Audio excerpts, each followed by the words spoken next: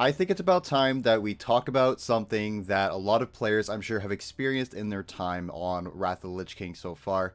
Hello everyone, it's Ego.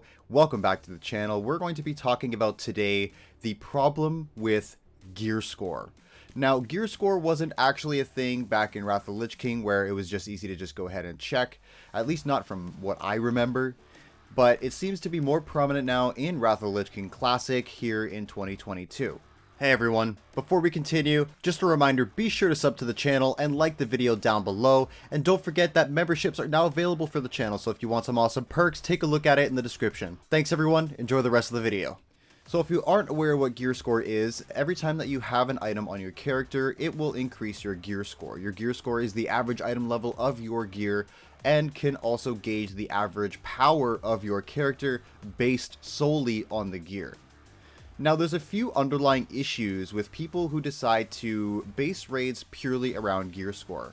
And the main issue being that gear score does not actually determine the strength of the player that has that gear. Now, I kind of want to build on that. So, when I say that it doesn't actually determine the actual power of the player based on their gear score alone, what I mean by that is just because they are geared, that doesn't mean that they will bring the DPS that you think that they can bring.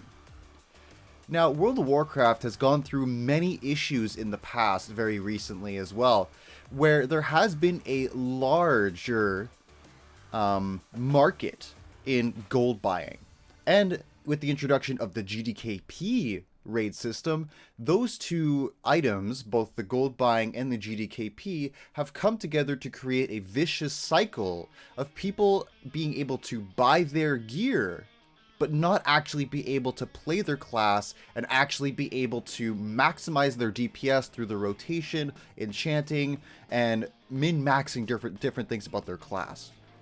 This is very prominent, especially in certain classes that are very common boosting and farming classes like mages, hunters, and even, in a sense, even DKs can actually be victim of this as well. Now, I'm sure we've all seen it.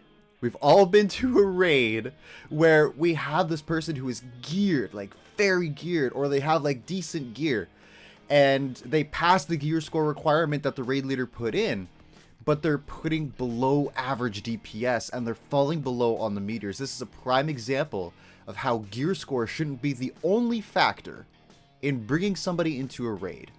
I've had people who have had garbage gear score, primarily rogues, but because of the fact that they knew their spec, they knew their class, and they knew their rotation, they were able to pump on the meters and prove all the people who said that their gear score wasn't enough and actually beat people who were higher gear score than them, even of the same class. Now, this isn't just saying, oh, gear score isn't important at all. It is, because obviously the better your gear, the more DPS that you're most likely to do. However, it's important to note that it's not the only factor in determining whether or not somebody's going to do great DPS. Other ways that you can really understand whether or not a player is going to be good for your raid or good for your team is asking, of course, their experience. If they have any achievements that they can link on other characters, that's a great thing too, because whether or not gear score is a factor, what is a factor is whether or not they've done the raids or whether or not they've done any of the content that you're trying to bring them through. Now, granted, don't bring them in if they're full greens, but just because they're, let's say, 3,000 gear score and you're looking for 3,500 doesn't mean that they won't be able to perform, especially for different classes that offer benefits to the raid like a shaman or a boomkin or even a combat rogue that offers physical damage buffs, a hunter that could offer double misdirects. Little things like this all matter. Now, I may be going on a little bit of a tangent here, but I'm actually curious what you guys think about the gear score.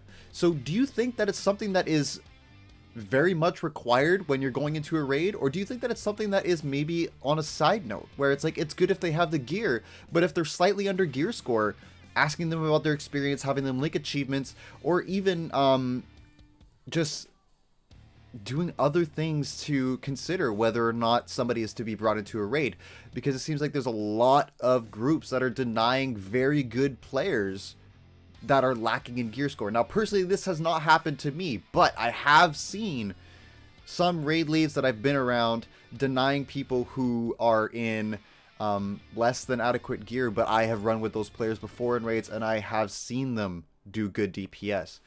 So, once again, I want to ask, what do you guys think? Do you think gear score is definitely a must-have when it comes to raiding, or are there specific classes that you find that gear score doesn't matter for? I'm actually very interested. Personally, to summarize what I said, I don't think gear score is everything. Just because you got great gear doesn't mean that you can play your class, because you could have bought that gear, you could have gotten carried through that content, and you may not be the best player out there. But everybody starts somewhere, and of course people will learn their class as they go along. However, it does beg the fact that gear score isn't everything. So once again, let me know what you think in the comments, because I'm curious.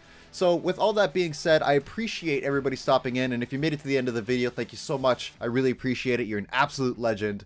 I am interested in doing more discussions like this, and if you agree with anything that I've said, please let me know down in the comments. I really appreciate your feedback.